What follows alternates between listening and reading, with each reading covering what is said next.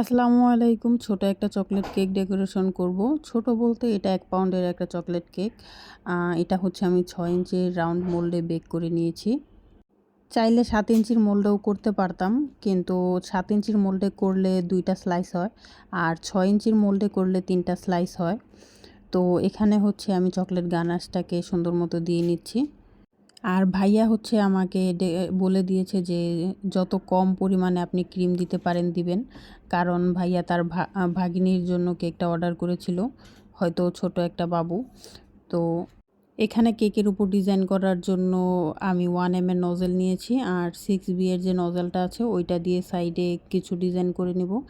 আমি ভাইয়াকে আমার করা অনেকগুলো পিকচারের ছবি দিয়েছিলাম যে ভাইয়া যে কোনো একটা পছন্দ করেন। ভাইয়া বলল যেটা সবথেকে কম ডেকোরেশন ওইটাই দেন। তো এখানে হচ্ছে আমি চকলেট টপার বানিয়ে আগে নরমালে রেখে দিয়েছিলাম সেট হওয়ার জন্য। আর এখানে আমি কিছু সুগার বল দিয়ে দিচ্ছি গোল্ডেন কালারেরটা।